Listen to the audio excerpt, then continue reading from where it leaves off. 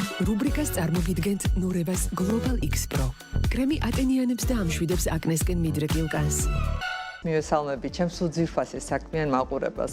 დღეს ძალიან მნიშვნელოვანი თარიღია და ვიდრე რუბრიკის ძირითად თემაზე გადავიდოდეთ, მინდა მოგილოცოთ საქართველოს დამოუკიდებლობის დღე. დღე, რომელიც ჩვენი ქვეყნის თავისუფლების, ერთიანობისა და ძლიერების სიმბოლოა. გისურვოთ მშვიდობა, წინსვლა, პროფესიული წარმატება და საერთო ძალისხმევით ჩვენი სამშობლოს კიდევ უფრო გაძლიერება. რთული ასეთ ემოციურ ფონზე სამედიცინო საკითხებზე საუბარი, მაგრამ დღეს უნდა შევეხოთ ორ ძალიან მნიშვნელოვან პრობლემას, როგორც ნინიმ დაანონსა. პრობლემას, რომელიც ცხოვრების თანამედროვე წესმა განსაკუთრებით გაამწვავა. ესენი გახლავთ ასთენია და კოგნიტური დარღვევები. ასთენია მეტი ვიდრე უბრალო დაღლილობა. ამ მდგომარეობის აღსანიშნავად მრავალი ტერმინი არსებობს. ქრონიკული დაღლილობის სინდრომი, მენეჯერის სინდრომი და სხვა. ასთენია არ არის ჩვეულებრივი გადაღლა, რომელიც მუშაობის შემდეგ გვეუფლება და დასვენების კვალდაკვალ გაივლის. ეს გახლავთ ფსიქოემოციური და ფიზიკური გამოფიტვა, რომელსაც თან ახლავს მუდმივი უმიზესო დაღლილობის შეგრძნება, ემოციური ლაბილობა, გაღიზიანებადობა, შფოთა გუნება განწყობის ხშირი ცვალებადობა, ჰიპერესთეზია. ანუ რას ნიშნავს ჰიპერესთეზია? ეს არის სინათლის ხმაურის სუნების მიმართ მომეტებული მგრძნობელობა, ძლის დარღვევა, ჩაძინების გაძნელება ან ზედაპირული არაგამოფხიზლებადი ძილი. რაც შეეხება კოგნიტურ დარღვევებს, მეხსიერების, ყურადღების, კონცენტრაციისა და აზროვნების ტემპის გაუარესებას, ჩვენს დროში ისინი ახალგაზრდა და შრომის უნარიან ასაკშიც კი სულ უფრო ხშირად გვხდება. ამ მდგომარეობას ხშირად ტვინის ნესს უწოდებენ. მისი ძირითადი გამოვლინებებია ყურადღების გაფანტულობა, ერთ საქმეზე ფოკუსირების სირთულე, ხშირი შეცდომები, მარტივი დავალებების შესრულების დროსაც კი ხანმოკლეს მეხსიერების გაუარესება, ახლახან მიღებული ინფორმაციის სახელების ან იმის დავიწყება თუ რისთვის შევედით ოთახში, მრავალფუნქციურობა, რამდენიმე საქმის ერთდროულად კეთების მცდელობა. ეს ყველაფერი აქვეითებს ტვინის მუშაობის ეფექტურობას და იწვევს მის გადაღლას. ციფრული ამნეზია, ვინაიდან ნებისმიერი ინფორმაცია სმარტფონში დაწყაპუნებით ხელმისაწვდომია ერთი დაწყაპუნებით და ჩვენი ტვინი იწვევს მონაცემების ხანგრძლივ მეხსიერებაში შენახვას, რის გამოც განსაზღვრული კოგნიტური ფუნქციები ატროფირდება. სიტყვა ცოტა არ იყოს გამიგრძელდა და დრო გადავიდა ჩემს სტუმართან, რომელიც ამ უსიამოვნების გამოწვევ მიზეზებსა და მათი თავიდან აცილების გზებზე გვესაუბრება. დიდი სიყვარული და პატივისცემით წარვოდგენ მაყურებელს საოცრად გულისხმიერ ექის ბრწყინვალე პროფესიონალს, ავერსის კლინიკის ნევროლოგს, ქალბატონ მაია გოდერძიშვილს. მოგესალმებით, ქალბატონ მაია. მოგესალმებით, მადლობა წარდგენისთვის და მოწვევისთვის. დღევანდელ დღეს გილოცავთ სრულიად საქართველოს. ნამდვილად მახარებს ქალბატონ მაია თქვენი სტუმრობა. რაც შეეხება ამ ორ ძირითად პრობლემას, რომელიც მე დავაანონსე, როგორ ვებრძოლოთ აი ამ გამოწვევას, რომელიც დღეს თანამედროვე ცხოვრებაში საკმაოდ აქტუალური და ხშირია? როგორც უკვე აღნიშნეთ, ეს პრობლემები, ლაპარაკია მეხსიერების დარღვევებზე და ქრონიკულ დაღლილობაზე, ანუ ასთენიურ სინდრომზე, ჩვენი ცხოვრების თამდევი სიმპტომებია. ამიტომ მასთან ბრძოლა ძალიან კომპლექსურია. პირველ რიგში ბრძოლა უნდა გამოუცხადოთ მის ძირითად გამომწვევ მიზეზებს. ეს არის უამრავი ციფრული ინფორმაცია, რომელიც დღეს ჩვენ ცხოვრებაში უსასრულო ნაკადებად მოედინება. ამიტომ ეგრეთ წოდებული ციფრული დეტოქსი, ანუ ციფრული ჰიგიენა ძალიან მნიშვნელოვანია. ეს ნიშნავს, რომ თუ აუცილებლობა არ არის, ნაკლები დრო გავატაროთ ინფორმაციის წყაროებთან. ასეთივე მნიშვნელოვანია ცხოვრების წესის მოდიფიცირება. ეს იქნება ძილის რეჟიმის მოწესრიგება, ფიზიკური აქტივობის გაზრდა. სასურველია, რომ ტვინისთვის ისეთი ნივთიერებები მდიდარი დიეტა შეირჩეს, რომელიც ხელს უწყობს მის კვებას, მეტაბოლიზმის გაუმჯობესებას. ეს იქნება ომეგა-3 ცხიმოვანი მჟავები, ანტიოქსიდანტები, ვიტამინებით მდიდარი დიეტა. ძალიან მნიშვნელოვანია ეგრეთ წოდებული კოგნიტური სტიმულაციები, ანუ მენტალური ჯანმრთელობაზე ზრუნვა. ეს იქნება ახალი ჰობი, კითხვა, ინსტრუმენტზე დაკვრვის თუ უცხო ენის შესწავლა. ახალი რამის შესწავლა, ხო? ახალი ინფორმაცია, ახალი აფერენტაცია, იმიტომ რომ ტვინის საწყოს ინფორმაცია წარმოადგენს მაინც. და საბოლოო ჯამში მაინც უბრუნდებით ყველაზე მნიშვნელოვანს და საბაზისოს, ეს არის სამედიცინო მხარდაჭერა. მედიკამენტები, რომლებიც გვეხმარება მეხსიერების პრობლემებისა და ქრონიკული დაღლილობის ასთენიური სინდრომის გაძლიერებისთვის. სწორედ დღევანდელი ჩვენი ორი პროდუქტი, რომელიც აქ არის წარმოდგენილი, ძალიან კარგ და ეფექტურ საშუალებას წარმოადგენს მეხსიერების, კოგნიტური ფუნქციებისა და ჩვენი ქრონიკული დაღლილობის სინდრომის წინააღმდეგ საბრძოლველად. პირველი მათგანი ეს არის გინკობილი. მე მგონი გინკობილობას მცენარეზე უამრავი ინფორმაცია აქვს ჩვენ მაყურებელსაც.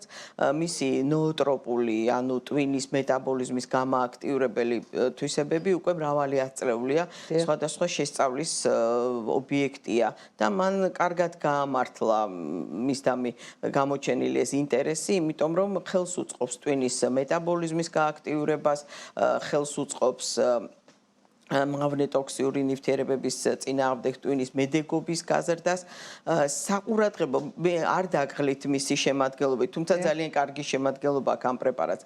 შედის გინკობილობა, შედის ფოსფოლიპიდსერინები, ბ-ჯგუფის ვიტამინები, მცენარე ჰუპერცია, ეს საინტერესო ნოოტროპული ალკალოიდია. მინდა აღვნიშნო უბრალოდ პრეპარატის უპირატესობა, იმიტომ რომ უამრავი პრეპარატია ბაზარზე, სადაც გინკობილობა წარმოდგენილია. ეს პრეპარატი დამზადებულია მსოფლიოში აღიარებული, სტანდარტიზირებული, დაპატენტებული შემადგენლობით. ეს არის მკაცრად განსაზღვრული შემადგენლობა.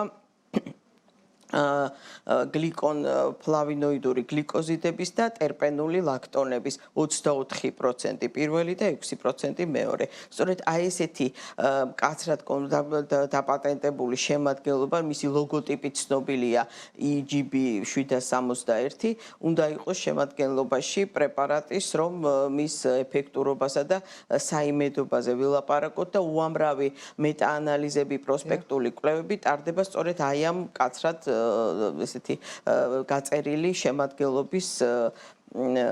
შემადგენლობაზე და მინდა აღვნიშნო, რომ რას უწყობს ხელს გინკობილობას ეს პრეპარატი. იგი ხელს უწყობს ტვინის პერფუზიის, ანუ მიკროცირკულაციის გაზრდას, იმიტომ რომ აქვს სისხლის სიბლანტის დამაქვეითებელი ეფექტი, ასევე მოქმედებს სისხლძარღვების ტონუსზე, აუმჯობესებს სისხლის მიმოქცევას ტვინის სტრუქტურებში, მუშაობს როგორც ტვინის მავნე აგენტების მიმართ მედეგობის გამსტელი, ცდილობ ადაპტირებულად.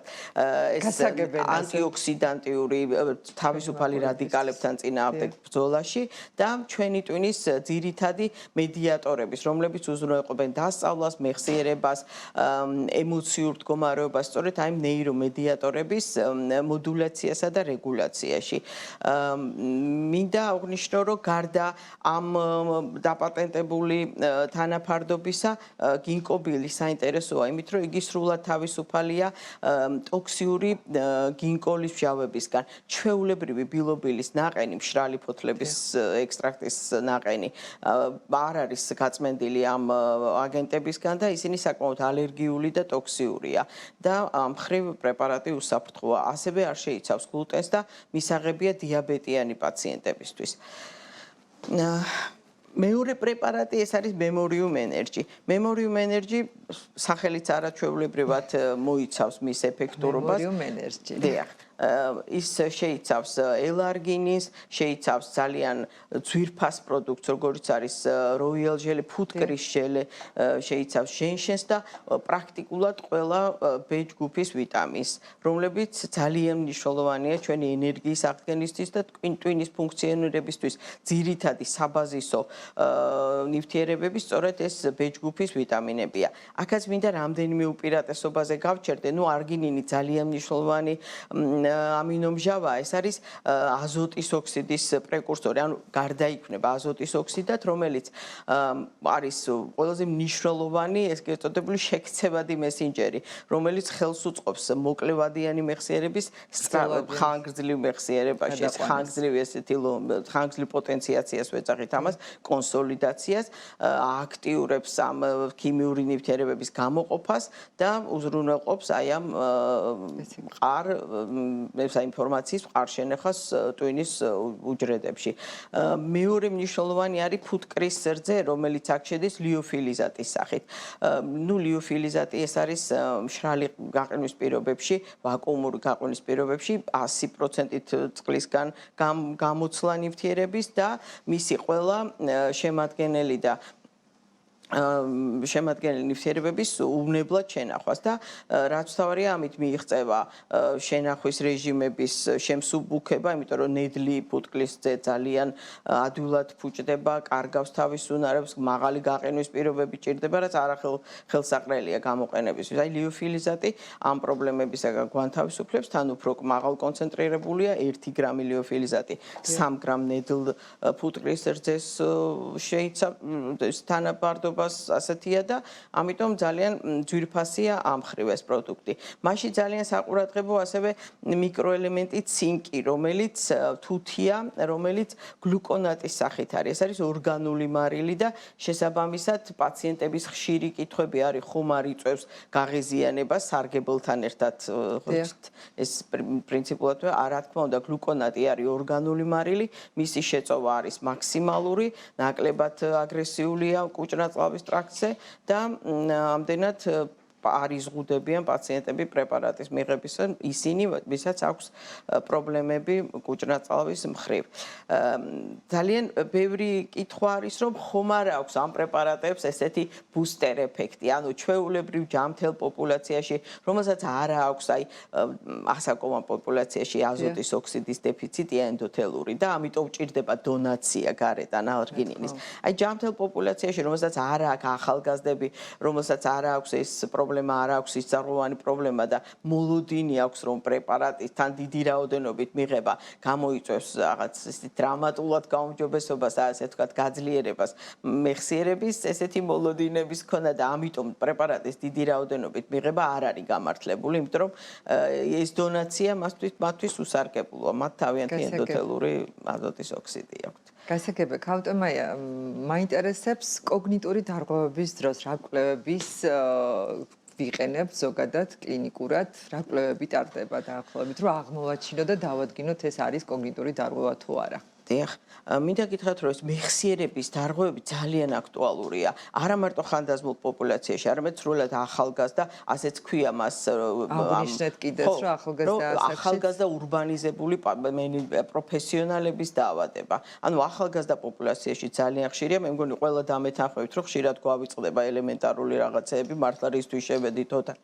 მაგრამ ყველა გულმავიწყობა, რა თქმა უნდა, ეხა დემენციის მანიშნებელი არ არის. დემენცია საკმაოდ სერიოზული დაავადება, ეს არის ნეიროდეგენერაციული, ანუ ასე ვთქვათ, დაპროგრამებული განადგურება ხდება, პროგრესული დაავადება. ამიტომ დაავადება არის ეს არ არის დემენცია. ხო. როდესაც გვაქვს რაღაც მეხსიერებასთან დაკავშირებული პრობლემები, პირველ რიგში აუცილებელია მისვლა პროფესიონალთან და რატომ? აქ უნდა მოხდეს დიფერენცირება. ეს არის შექცევადი, ანუ ყურაბელური, როგორც ჩვენ დაავადების გამოვლინება თუ ნამდვილი პირველადი ნეიროდეგენერაციულ დაავადებასთან გვაქვს საქმე. იმიტომ რომ შეიძლება ძალიან ელემენტარული, შეიძლება B ჯგუფის ვიტამინის B12-ის დეფიციტით იყოს გამოწვეული, ან ფარისებრი ჯირკვლის დისფუნქციით და ამის დიფერენცირება შეუძლია ექიმს. პირველ რიგში ტარდება კოგნიტური ტესტები, ეს მინიმენტალი, მონრეალის მენტალური სტატუსის შეფასების შკალები, საჭიროების შემთხვევაში ფუნქციური აქტივობის შკალები, ესე იგი აღმასრულებელი ფუნქციები, რაღაც ბიუჯეტის დაგეგმა, ესეთი დღიური აქტივობები და ასე შემდეგ. ამის შემდეგ ექიმი ატარებს, ვთქვათ, რუტინულ ლაბორატორიულ ტესტირებას, ნეიროვიზუალიზაციას, თავის ტვინის მაგნიტორეზონანსული ტომოგრაფია და შეიძლება უფრო ღრმა კვლევებიც ჩატარდეს ვთქვათ, როდესაც დემენციაზეა გენეტიკური კვლევები, ტაუ პროტეინის აღმოჩენა თავზუქტინის სითხეში და ასე შემდეგ. გასაგებია, თქვენ მედიკამენტებზე საკმაოდ ვრცლად ისაუბრეთ, ქავტომაია, შემდეგი კითხვა პრაქტიკულად ამ მედიკამენტების მიღების წესს ეხებოდა, მაგრამ მე მგონი დაანონსეთ კიდევაც და თქვით, რომ ხანგრძლივი მიღება რამდენად ეფექტურია და რამე რისკები ხო არ არსებობს ამასთან დაკავშირებით.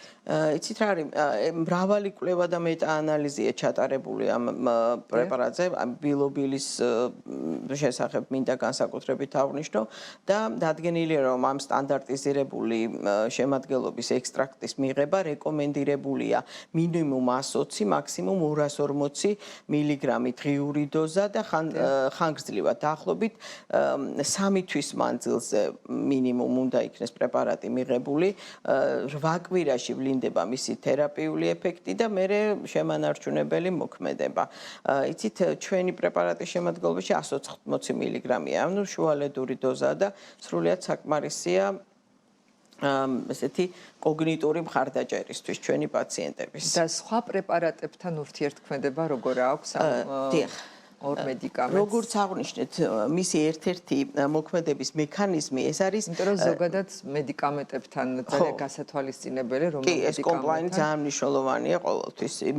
მით უმეტეს იმის გათვალისწინებით, რომ ძირითადად მაინც ხანდაზმული პოპულაცია მოიხმარს და მათთან უამრავი თანდები კომორბიდული დაავადებებია და უამრავ პრეპარატს იღებენ ასეთი პაციენტები და ანუ მათი ურთიერთქმედება აუცილებელია იყოს გათვალისწინებული. მინდა გითხრათ, რომ გინკობილობის ერთ-ერთი მოქმედების მექანიზმი ეს არის სისხლის სიბლანტის დაქვეითების ხარჯზე პერფუზიის, ანუ მიკროცირკულაციის გაზრდა, ემყარება იმას, რომ ის ბლოკავს თრომბოციტების აქტივაციის ფაქტორს. ამის გამო ზრდის განწყობას სისტემებისადმი და თუ პაციენტი პარალელურ რეჟიმში მოიხმარს ანტიაგრეგანტებს და ანტიკოაგულაციებს, კოაგულანტებს, ანუ შედედების საწინააღმდეგო პრეპარატებს, უნდა იყოს გათვალისწინებული ეს ეფექტი, ხილად უნდა იყოს პაციენტი და თუ ჩანიშნულია რაიმე ოპერაციული ჩარევა, სასურველია, რომ 1 ან 2 კვირით ადრე შეწყდეს პრეპარატის მიღება.